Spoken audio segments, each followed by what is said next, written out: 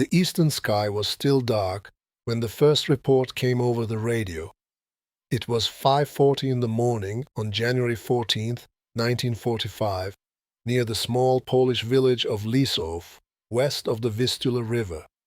Snow lay across the fields in long white bands. Frost clung to the steel hulls of Soviet heavy tanks waiting behind a tree line. Engines rumbled in low, steady pulses, sending heat into cramped fighting compartments where 5 men sat in silence. Their breath turned to mist. Their gloves were stiff with cold.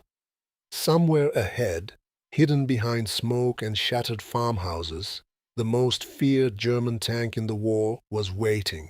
Inside one Soviet tank, the commander lowered his binoculars and stared through the gray dawn. He had seen many German tanks over the last 2 years, Panzer IVs, Panthers, Tigers, but this was different. If you want more content like this, subscribe now and comment below. The reports from reconnaissance units had spoken of a new machine, heavier, better armored, armed with the devastating 8.8 centimeter KWK-43L/71 gun. The Germans called it the Königstiger, the King Tiger. To Soviet crews, it was simply another steel monster standing between them and Berlin. The Soviet tank was no ordinary machine either. Its thick-sloped armor was scarred from previous battles. Its gun was enormous, a 122mm D-25T cannon whose barrel stretched forward like a steel spear. Every shell weighed more than 25 kilograms. Each round had to be loaded in 2 pieces, projectile first, then propellant case. It was slow to reload, but when it fired, the impact was unforgettable. Men who had survived its blast described it as being hit by a moving wall. You can almost feel the tension inside that turret.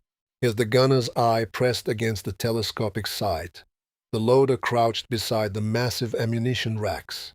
The driver waited with both hands gripping the steering levers. No one spoke more than necessary. The next few minutes would decide who lived and who burned. Ahead, in a partially concealed hull-down position near a stone barn, a German Tiger II sat motionless. Its commander, a veteran Feldwebel from Schwere Panzerabteilung 501, watched through his periscope. He trusted his tank completely. The frontal armor on the turret was 180 millimeters thick. The upper glacis was sloped and nearly immune to most Allied guns at long range. For months, German propaganda had described the King Tiger as invincible. That confidence was not entirely misplaced, as the Tiger II combined the thick armor of the Tiger I with the sloped design principles of the Panther. At over 69 tons, it was one of the heaviest operational tanks of the Second World War. Its long 88mm gun could destroy enemy armor from well over 2,000 meters under ideal conditions. Crews who mastered it became deadly snipers. But this morning, ideal conditions did not exist. The ground was frozen but uneven. Smoke from artillery drifted across the battlefield in thick sheets. Soviet infantry from Marshal Ivan Konev's First Ukrainian Front were advancing in waves. Behind them, heavy tank regiments of the Guards pushed forward to break the German defensive line. Among them were the new IS-2 tanks, named after Joseph Stalin, and built specifically to crush fortifications and defeat Germany's heaviest armor. Yet the story of the IS-2 began in 1943 after hard lessons at Kursk. Soviet commanders understood that they needed a heavy breakthrough tank capable of surviving direct hits and delivering overwhelming firepower. The result was the Joseph Stalin tank. Its thick frontal armor, improved transmission, and powerful D-25T gun made it one of the most formidable tanks of the war. The 122mm cannon was not originally designed as a tank gun. It was adapted from field artillery and anti-fortification weapons. Its armor-piercing BR-471 shell traveled slower than the German 88 mm, but its sheer mass gave it tremendous destructive force.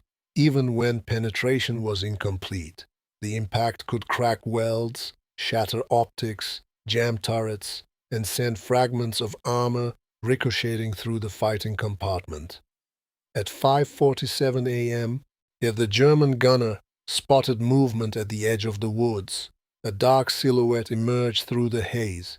Broad turret, pike-like nose. The commander recognized it immediately.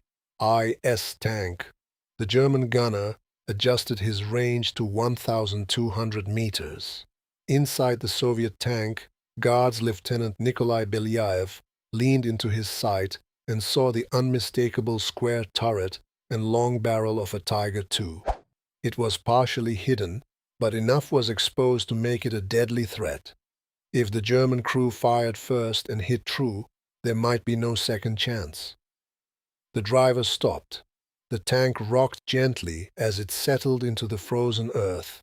The loader lifted the heavy armor-piercing projectile with both arms and guided it into the breach.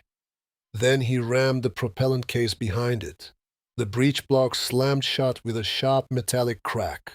The gunner steadied his breathing. The crosshairs rested on the front turret area, range approximately 1,100 meters, wind negligible, target stationary. The German commander gave the order to fire, but in that exact second, a curtain of artillery smoke drifted across the Tiger II's sightline. The gunner hesitated. 1 second, 2 seconds. That was all the Soviet crew needed. Fire! The IS-2 lurched backward as the 122 mm gun erupted. A blinding orange flash burst from the muzzle. The shockwave kicked snow from the ground and rattled nearby infantry. Inside the turret, the concussion slammed into every crewman's chest. The projectile crossed the distance in just over a second, then it hit. The impact struck the front of the Tiger II's turret with a violent metallic crack that echoed across the frozen fields. The witnesses later described seeing sparks and fragments burst outward in every direction. The turret jerked sideways. The commander's cupola shattered. One of the track guards tore loose. The armor did not simply absorb the blow, it fractured. Inside the German turret, steel fragments ripped through the fighting compartment. The gunner collapsed instantly. The commander was thrown against the turret wall. The optics were destroyed. The turret traverse jammed. Smoke filled the interior. The radio operator heard only a burst of static and screaming. The Tiger II had not exploded, but it was effectively dead. You can almost imagine the shock inside that German tank. For months, they had believed their armor could withstand almost anything from the front. Now, with one massive strike, their confidence vanished. Lieutenant Belyaev watched through the sight. The enemy turret was no longer moving. No return fire, no muzzle flash. The commander did not wait. Forward! The IS-2 advanced slowly through the smoke, its steel tracks grinding over frozen mud and broken masonry. Soviet infantry followed close behind, using the heavy tank as moving cover. As they closed to 800 meters, flames began to appear around the Tiger II's commander's hatch. Ammunition had not detonated, but an internal fire was spreading. 2 German crewmen tried to escape. One stumbled from the hatch and collapsed into the snow. The other disappeared into the smoke. The King Tiger, the most powerful tank in the German arsenal, had been neutralized by a single well-placed hit. This was not an isolated incident. Throughout late 1944 and early 1945, Soviet heavy tank units repeatedly encountered Tiger IIs in Poland, Hungary, and Germany. Although the King Tiger remained extremely dangerous, Soviet crews learned that the IS-2 did not always need perfect penetration to destroy it. The immense force of the 122 mm shell could cripple the turret ring, crack armor plates, and create lethal spalling inside the vehicle. German crews respected the IS-2 for exactly this reason. The Soviet heavy tank had weaknesses. Its ammunition was bulky. Reload time often ranged from 20 to 30 seconds under combat conditions.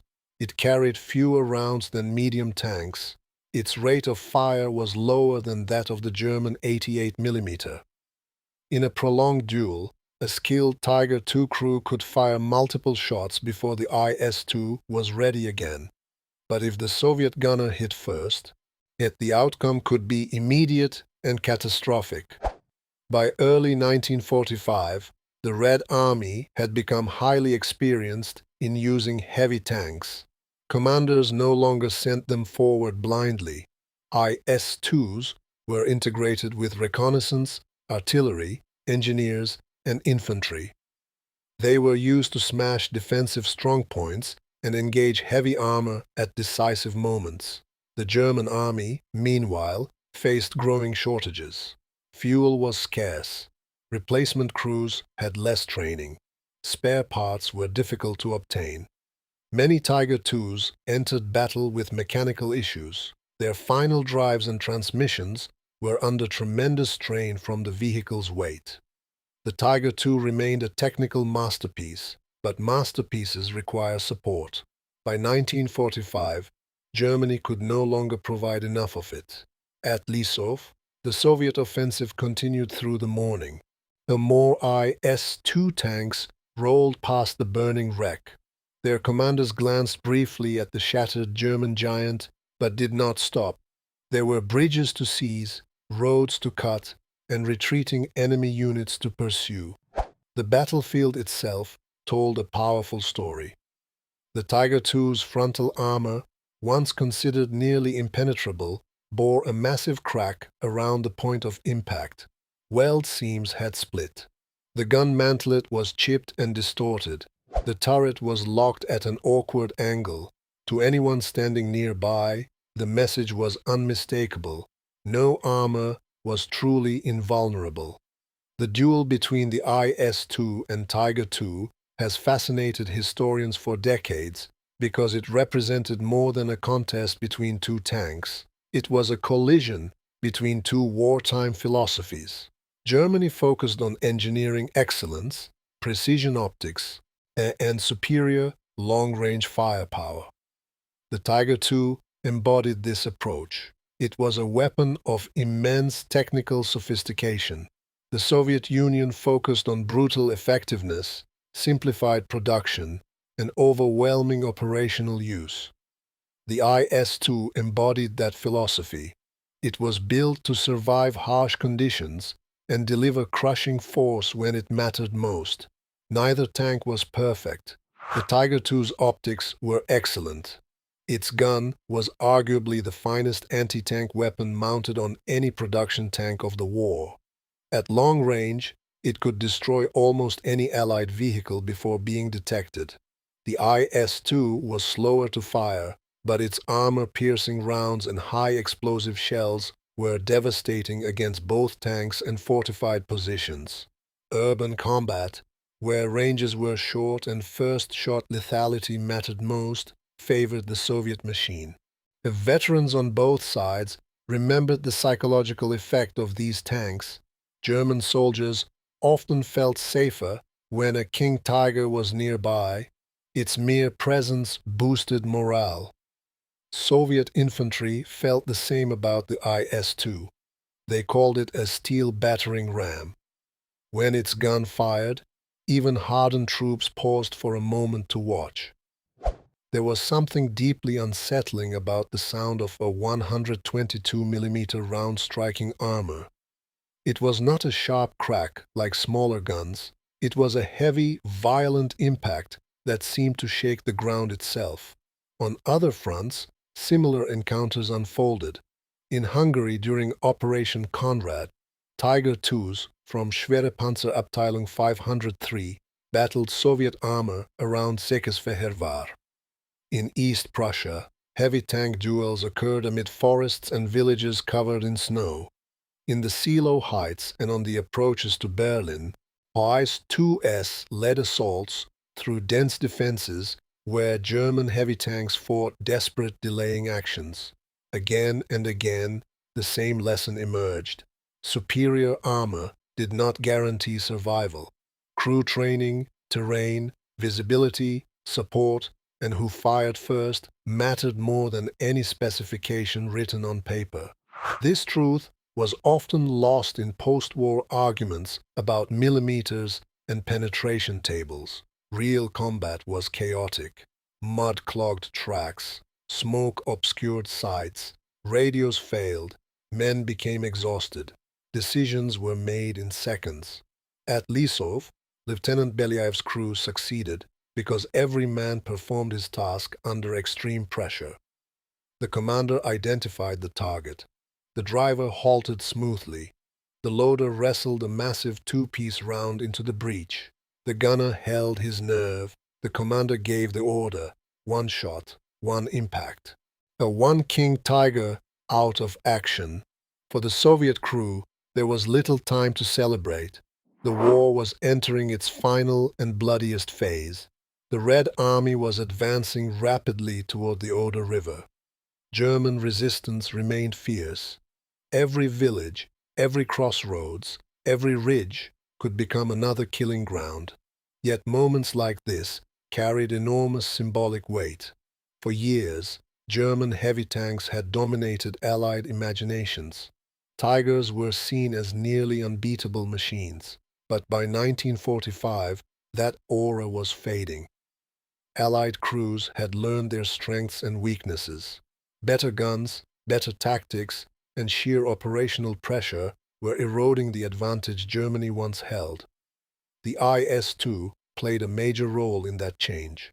As Soviet factories at Chelyabinsk and other industrial centers produced thousands of heavy tanks despite constant wartime strain, workers labored day and night, often in freezing conditions, to deliver armored vehicles to the front. Each completed tank represented not just engineering, but national determination. The crews who manned them paid a terrible price. Heavy tank service was exhausting and dangerous. The loader's job alone required tremendous strength. Ammunition was heavy, space was cramped, every hit threatened fire, fragmentation, and death. Still, many Soviet crews developed deep confidence in their vehicles. They trusted the thick armor and the destructive power of the 122mm gun.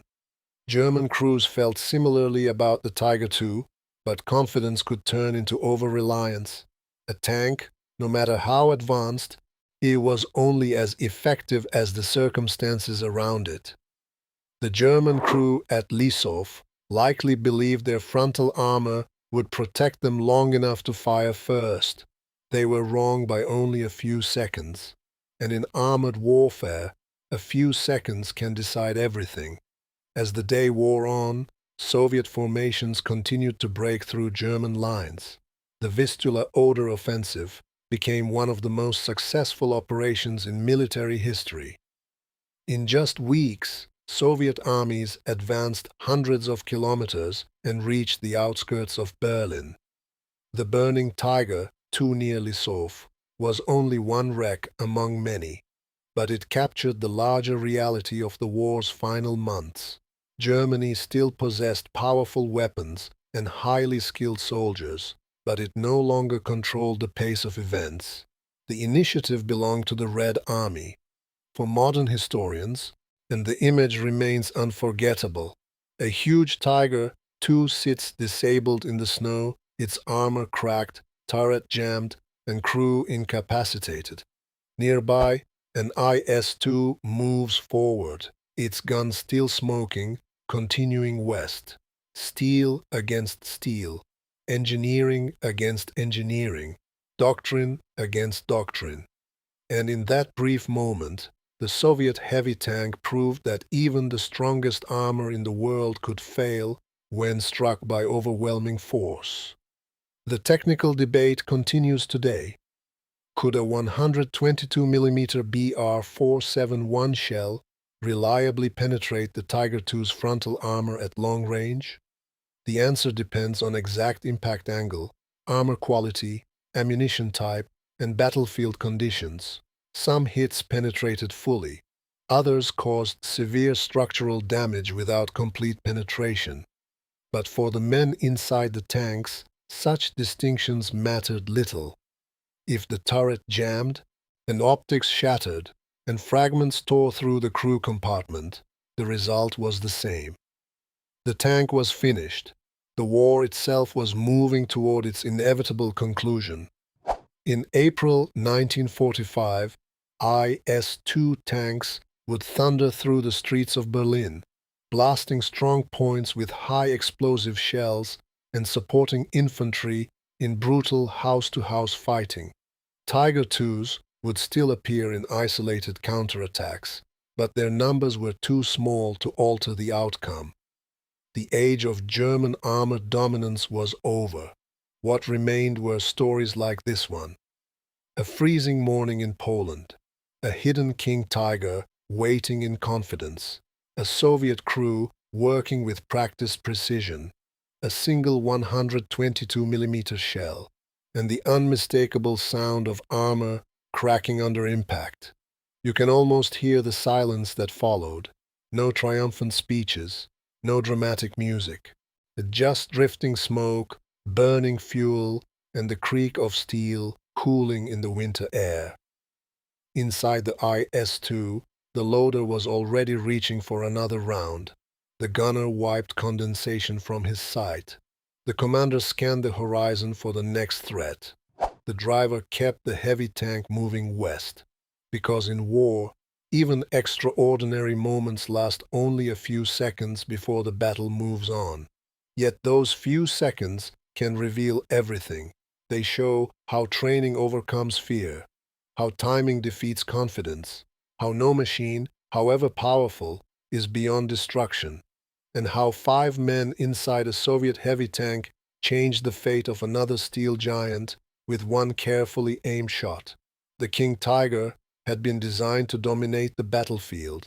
The IS-2 had been built to break through anything in its path. On that cold January morning, only one of them continued forward. The Soviet tank disappeared into smoke and snow, carrying its crew toward Berlin and toward the end of the war in Europe. Behind them, the Tiger II remained where it had died, its cracked armor serving as silent proof that even the most feared weapon of the Second World War could be stopped. Sometimes not by a barrage of shells, not by a swarm of tanks, but by one deliberate aim, one command to fire, and one devastating impact. If you want more content like this, subscribe now and comment below.